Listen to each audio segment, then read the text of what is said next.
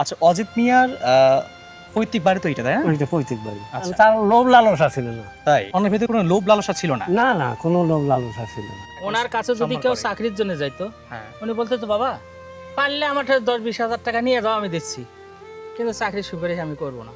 আমার স্ত্রী প্রধানমন্ত্রী হতে পারে, কিন্তু সুপারিশ আমি করবো না। এই যে 5ই আগস্টের পরে তো বিভিন্ন জায়গায় বিভিন্ন কিছু হয়েছে, কিন্তু এখানে কোনো কিছু হলো না কেন? করার জন্য চিন্তা ভাবনা করছিল, ওটা আমরা যে কোনো ভাবে হোক ঠেকে দিছি। এখানে আসলে আমরা দেখবো। পীরগঞ্জে যতগুলো মূর্তি ছিল সবগুলোই ভাঙছে। আর ডক্টর অজিত মিয়ার যে মূর্তিটা এখনো মানে ওনার স্মৃতি স্তম্ভটা আছে, ওখানে যথেষ্ট সম্মানের সহ ওখানে রাখা হয়েছে এবং মানুষ ওটা সম্মানও করে। ওনার আতুর ঘর এবং বাসর ঘর উভয় দুটেই একসঙ্গে। ও এই বাড়িতেই? হ্যাঁ, এই যে এই ঘরটা, এই ঘরটা যে টিনের চালা দেখা যাচ্ছে, হ্যাঁ। ঘরটা মাটির ঘরে আছে, ওটাই ওনার আতুর ঘর এবং ওটাই ওনার বাসর ঘর। এখানেই বাসর ঘর হয়েছে হ্যাঁ।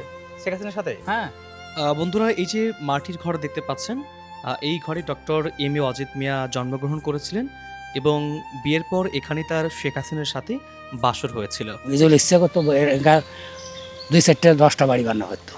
কিন্তু উনি অনেক মানে অনেক সাধারণভাবে থেকেছেন। সাধারণভাবে থেকেছেন। আচ্ছা, অজিত মিয়ার জমি আপনি বর্গা চাষ করছেন? হ্যাঁ, সবাই আদিবাদী করে খাই, তাই? সবাই খায়। সাবেক প্রধানমন্ত্রী শেখ হাসিনা তিনি তার বাবা শেখ মুজিবুর রহমানকে যেভাবে মিডিয়ার সামনে নিয়ে এসেছেন, তার স্বামীকে তিনি কেন মিডিয়ার সামনে নিয়ে আসলেন না? এই ব্যাপারে আপনার যে মতামতটা ছিল বা আপনি কি বলতে চান, একটু যদি আরেকবার বলতেন আমাকে। বাংলাদেশের প্রেক্ষাপটে ক্ষমতার মোহ আর ক্ষমতার অপব্যবহার যেন এক চিরস্থায়ী চিত্র। কিন্তু সেই ক্ষমতার মোহ থেকে নিজেকে দূরে রেখে যারা আপন কাজে মগ্ন থাকেই বাংলাদেশে এমন মানুষের দেখা পাওয়া সত্যিই বিরল। শেখ হাসিনার স্বামী এবং বঙ্গবন্ধুর জামাতা হয়েও ডক্টর এম এ অজিত মিয়া ছিলেন রাজনীতির ধরাছোঁয়ার বাহিরেই এক নিভৃতচারী মানুষ। এমনকি তার স্ত্রী শেখ হাসিনা প্রধানমন্ত্রী থাকা অবস্থাতেও ক্ষমতার অলিগলিতে কোথাও তাকেই খুঁজে পাওয়া যায়নি। তাই তো আওয়ামী লীগ বা শেখ হাসিনার রাজনীতির সমালোচকদের কাছেও ডক্টর অজিত মিয়া এক পরম শ্রদ্ধার নাম। 2024 সালের ক্ষমতার পরিবর্তনের পর কেমন আছে রংপুর জেলার পীরগঞ্জ উপজেলার ফতেপুর গ্রামে অজিত মিয়ার পৈতৃক ভিটা? আজকের প্রতিবেদনে আমরা তাই দেখানোর চেষ্টা করব এবং সেই সঙ্গে জানাবো এই মহান বিজ্ঞানীর অজানা জীবন গল্প। আশা করি শেষ পর্যন্ত সঙ্গেই থাকবেন।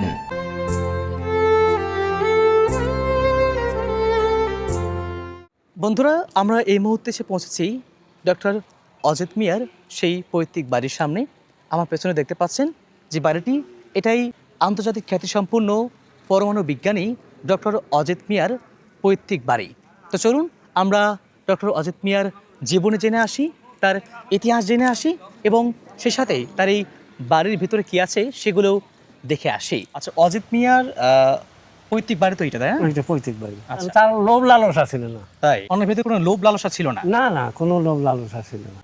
ওদের সাহেব তার এই বাড়িটার ইটের বাড়ি দেখতে পাচ্ছ না, মাটির ঘরে থাকতেন তিনি।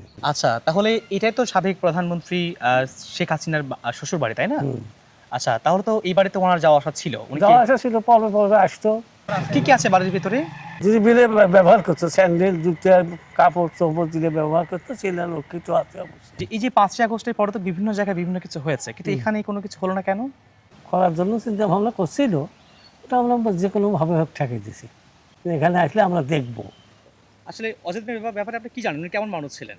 উনি আমার জানা মতে অনেক ভালো মানুষ ছিলেন, যথেষ্ট ভালো মানুষ ছিলেন। এলাকায় ওনার অনেক নাম ডাক এবং এলাকার লোক অনেক শ্রদ্ধা করে ওনাকে। 5ই আগস্টের পরেও বা 5ই আগস্টের আগেও এখানে কোনো লোকজন ওই ধরনের নিয়ে মন মানসিকতা নিয়ে আসেনি বা ওইরকম কোনো বিশৃঙ্খলাও ঘটেনি। পীরগঞ্জে যতগুলো মূর্তি ছিল সবগুলোই ভাঙছে।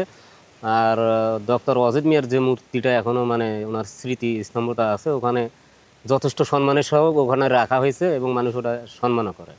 খুব ভালো লোক ছিল। এলাকাতে আসলে পরে এই অঞ্চলের সবার বাড়ি বাড়ি উনি বেড়াতো। আল্লাহপন্থী ভক্ত ছিল বেশি, সব সময় জিকির করে বেড়াতো, সবার সঙ্গে দেখা করতো। ওনার কাছে যদি সম্মান কেউ করে। চাকরির জন্য যাইতো, হ্যাঁ। উনি বলতে তো বাবা আমি তোমার যদি সুপারিশ করি, এটা কি তোমার এহকাল পরকাল কোনো কালেই ভালো হবে না। আমি সুপারিশ করলে চাকরি হবে, এটা ঠিক, কিন্তু তুমি তোমার যোগ্যতা অনুযায়ী করো, আমার ক্রেডিটটা নষ্ট করতে আসেন না। উনি এইভাবে বলছেন। পারলে আমার 10-20 হাজার টাকা নিয়ে যাও, আমি দিচ্ছি, কিন্তু চাকরির সুপারিশ আমি করব না। আমার স্ত্রী প্রধানমন্ত্রী হতে পারে, কিন্তু সুপারিশ আমি করব না। উনি এটা করতে। উনি জন্মগ্রহণ করেছেন কোথায়, কোন জায়গায়, কোন বাড়িতে? ওনার এই বাড়িতেই, ওনার আতুর ঘর এবং বাসর ঘর উভয় দুটেই একসঙ্গে। ও এই বাড়িতেই? হ্যাঁ, এই ঘরটা। আন্তর্জাতিক খ্যাতিসম্পন্ন পরমাণু বিজ্ঞানী ডক্টর এম.এ. অজিত মিয়ার ডাকনাম ছিল সুধা মিয়া। তিনি 1942 সালের 16 ফেব্রুয়ারি রংপুরের পীরগঞ্জ উপজেলার ফতেপুর গ্রামে জন্মগ্রহণ করেন। 4 ভাই ও 3 বোনের মধ্যে তিনি ছিলেন সবার ছোট। শৈশব থেকে তিনি ছিলেন শান্ত স্বভাবের এবং মেধাবী। তার প্রাথমিক পড়াশোনা শুরু হয় ফতেপুর প্রাথমিক বিদ্যালয়ে। এরপর রংপুর জেলা স্কুল থেকে মাধ্যমিক শেষ করে তিনি ভর্তি হন ঢাকা বিশ্ববিদ্যালয়ে। পদার্থবিজ্ঞানে ঢাকা বিশ্ববিদ্যালয় থেকে স্নাতক ও স্নাতকোত্তর উভয় পরীক্ষায় তিনি প্রথম শ্রেণীতেই উত্তীর্ণ হয়েছিলেন। এরপর ইংল্যান্ড থেকেই তিনি পিএইচডি ডিগ্রি অর্জন করেন। তিনি কর্মজীবন শুরু করেছিলেন পরমাণু শক্তি কমিশনের বৈজ্ঞানিক কর্মকর্তা হিসেবে। সততা ও নিষ্ঠার সাথে কাজ করেই তিনি পরবর্তীতে এই কমিশনের চেয়ারম্যান পদে দায়িত্ব পালন করেন। ইন্টারন্যাশনালভাবে, আন্তর্জাতিকভাবে সে খ্যাতিসম্পন্ন বৈজ্ঞানিক একজন, বৈজ্ঞানিক চেয়ারম্যান ছিলেন। আচ্ছা, তাহলে তো এই বাড়িতেই সাবেক প্রধানমন্ত্রী শেখ হাসিনা এবং ডক্টর অজিত মিয়ার বাসর হয়েছে। হ্যাঁ, এই বাড়িতে এই ঘর আছে এখন। সেই ঘরটা এখনো আছে? আছে। ঘরে যে টিনের চালা দেখা যাচ্ছে, হ্যাঁ, টিনের একটু ভাসি দেখেন। হ্যাঁ, ওটাই মাটির ঘর। ওটাই মাটির ঘর, উপরে একটু সংস্কার করছে, মানে সিমেন্ট দিয়ে ল্যাপ দিছে। ঘরটা মাটির ঘরে আছে। ওটাই ওনার আতুর ঘর এবং ওটাই ওনার বাসর ঘর। এখানেই বাসর ঘর হয়েছে হ্যাঁ। শেখ হাসিনার সাথে? হ্যাঁ সাবেক প্রধানমন্ত্রী শেখ হাসিনা কি এখানে আসতেন? হ্যাঁ, প্রতিবারে আসতো। কখনো দেখেছেন আপনারা? হ্যাঁ, আমি দেখছি, কথা বলছি, ভিতরে যা কথা বলছি তার সাথে। তাই 1967 সালে এম.এ. অজিত মিয়া বঙ্গবন্ধু কন্যা শেখ হাসিনার সাথে বিবাহ বন্ধনে আবদ্ধ হন। এরপর রংপুরের পীরগঞ্জের এই পৈতৃক বাড়িতে কাটে তাদের দাম্পত্য জীবনের শুরুর কিছু সময়, যা আজও ঐতিহাসিক স্মৃতি হয়ে আছে। ডক্টর অজিত মিয়া যখন সাবেক প্রধানমন্ত্রী শেখ হাসিনাকে বিবাহ করেন, তখন তিনি তো এই বাড়িতেই তাকে নিয়ে উঠেছিলেন এবং এখানে থেকে তখন আমরা বাসর হয়েছে। তখন আমরা শুনেছি শুনেছেন? কিছুদিন অবস্থান করছিলেন এখানে, বেশি দিন করেন নাই। তার মানে তাদের বাসর এখানেই হয়েছে? হ্যাঁ, তার ঘরটা এখানে আছে এখনো। আচ্ছা আচ্ছা। সে ঘরটা এখনো অবশিষ্ট আছে। আগে থেকে ওর লোভ ছিল না, তো উনি বেআইনিভাবে কিছু করার চেষ্টা করেও নাই ওটা। নিজেও ইচ্ছে করতো 2-4টা 10টা বাড়ি বানানো হতো। তাই, কিন্তু উনি অনেক মানে অনেক সাধারণভাবে থেকেছেন। সাধারণভাবে। বর্তমানে যে বিল্ডিংটা দেখতে পাচ্ছি, এই বিল্ডিংটা কবে বানিয়েছেন, কে বানিয়েছেন? মানে এটা উনি মারা যাওয়ার পর হয়েছে। উনি মারা যাওয়ার পর এই যে বিল্ডিংটা দেখতে পাচ্ছি, এটা উনি মারা যাওয়ার পরে করা হয়েছে। রাস্তাও এটাও। আর উনি যখন জীবিত ছিলেন তখন তিনি ওই মাটির বাড়িতেই থাকতেন এখানে মাটির আসলে। বাড়িতে থাকতেন। এই যে 5ই আগস্টের পরে তো বিভিন্ন জায়গায় হামলা টামলা হয়েছে, ভাঙাভাঙি হয়েছে, কিন্তু এখানে কি কোনো সমস্যা হয়নি? না না, কেন হলো না? তাই যদি অন্যায় করি গেল, তাহলে অন্যায় হইলো। অন্যায় করি যায় নাই তো, তাই তো খারাপ কাজ করি যায় নাই তো। আজ ওই মাটির ঘর আছে, তার অত ধান্দাল নাই। মানে ওনার ভাইরা মানে এখন এখানে থাকে না, ওনার বংশধর বা কেউ বর্তমানে আশেপাশে কেউ থাকে না? না, সবাই বাহিরে থাকে না বা শহরে থাকে? হ্যাঁ, তাছাড়া তারা মানুষের হইলো ক্ষতি করে দেয় না, করাই শেষ। তাহলে ডক্টর অজিত মিয়ার জমি আপনি বর্গা চাষ করছেন? হ্যাঁ, সবাই আদিবাদী করি খাই। তাই? সত্য সেটা ওরবারে লালন পালন খাই আমরা বড় হয়েছি। তাই আমার বাপ খাইছি, আমার হইলো বড় ভাইরা খাইছি, যারা যারা আদি করছে তারা খাইছি, বাইকুলের মানুষ অর্ধেক খাইছি। তার মানে উনি এক কথায় বলতে অনেক ভালো মানুষ ছিলেন। হ্যাঁ, ভালো হয়েছে। কোনো টাইলি বাল্টির লোক আছে কথাটা বুঝছেন। কারো 10 টাকা মারি খাওয়ারও ধান্দা নাই। বিজ্ঞানের নানা বিষয়ে তিনি অনেক বই লিখেছেন, যেমন ফান্ডামেন্টাল অফ থার্মোডাইনামিক্স এবং ফান্ডামেন্টাল অফ ইলেকট্রোম্যাগনেটিক্স অন্যতম। সর্বশেষ 2009 সালের 9 মে দীর্ঘ কর্মময় জীবনের ইতি টেনে তিনি আমাদের ছেড়ে পরপারে পাড়ি জমান। আপনার নাম কি কাকা? শহীদুল ইসলাম। শহীদুল ইসলাম আঙ্কেলকে নিয়ে ডক্টর অজিত মিয়ার কবরটা দেখতে যাচ্ছি, যেখানে মৃত্যুর পর ডক্টর অজিত মিয়াকে যেখানে শায়িত করা হয়েছে, আমরা তার সেই সমাধি দেখতে যাচ্ছি। এটা তাদের পারিবারিক কবরস্থান না? হ্যাঁ। ও বন্ধুরা, এই যে দেখতে পাচ্ছেন চতুর্পাশে লোহার গ্রিল দিয়ে ঘিরে রাখা হয়েছে। এটাই ওনাদের পারিবারিক কবরস্থান। ওনার কবরটা ঠিক কোন পাশে? ওই পাশে। চলো ঠিক সামনে চলো।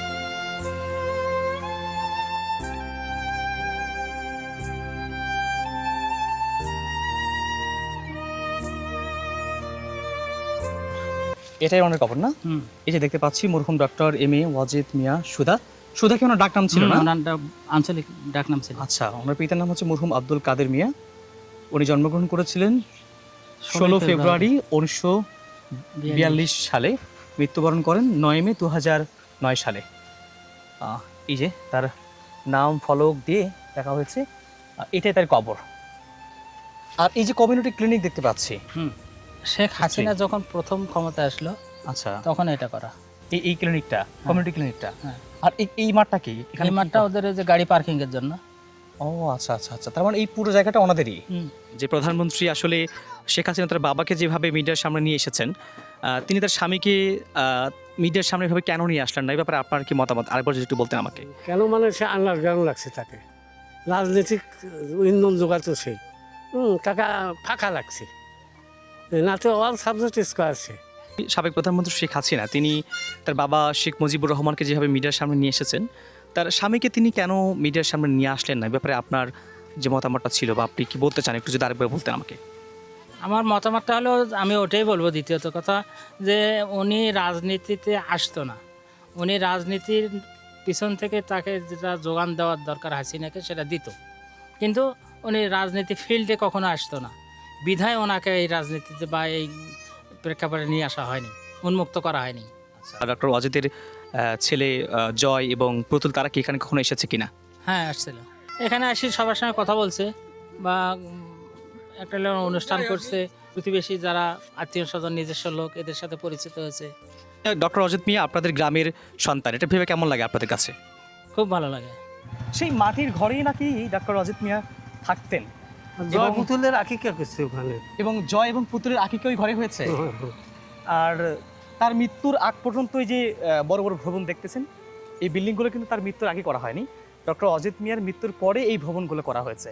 ডক্টর অজিত মিয়া তার জীবনের জন্য বা তার পরিবারের জন্য, তার নিজের জন্য কিছুই করে যাননি। বর্তমানে এই বাড়িতে কেউ থাকে না। রওশন নামের একজন কেয়ারটেকার বাড়িটির দেখাশোনার দায়িত্বে রয়েছেন। তবে সেই কেয়ারটেকার জানালেন বাড়িটির ভিতরে বর্তমানে প্রবেশ ও ভিডিও করা নিষেধ রয়েছে। তবুও বাইরে থেকে যতটা পেরেছি আপনাদেরকে দেখানোর চেষ্টা করেছি। বন্ধুরা, কথা বলছিলাম ডক্টর অজিত মিয়ার প্রতিবেশীর সাথে। কথা বলে যে তথ্যগুলো জানতে পারলাম, সত্যি ডক্টর অজিত মিয়ার এই পৈতৃক বাড়িতে এই যে 5ই আগস্টের পর বিভিন্ন জায়গায় হামলা হয়েছে, বিভিন্ন আক্রমণ হয়েছে, কিন্তু এই সাবেক প্রধানমন্ত্রী শেখ হাসিনার এই যে শ্বশুর বাড়ি ডক্টর অজিত মিয়ার পৈতৃক বাড়ি, এখানে কিন্তু কোনো ধরনের প্রভাব পড়েনি।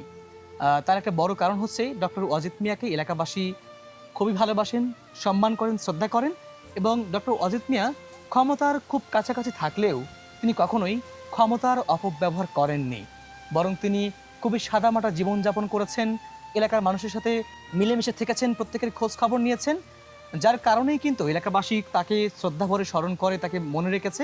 সত্যি ডক্টর অজিত মিয়ার এই বাড়িতে এসে খুব ভালো লাগছে এবং এলাকাবাসীর সাথে কথা বলে। Doctor M A. অজিত মিয়া আমাদেরকে শিখিয়ে গেছেন ক্ষমতার খুব কাছে থেকেও লোভ লালসার ঊর্ধ্বে উঠেও সম্মানের সাথে বেঁচে থাকা যায়। এত বড় মাপের মানুষ হয়েও ক্ষমতার মোহতাকে স্পর্শ করতে পারেনি।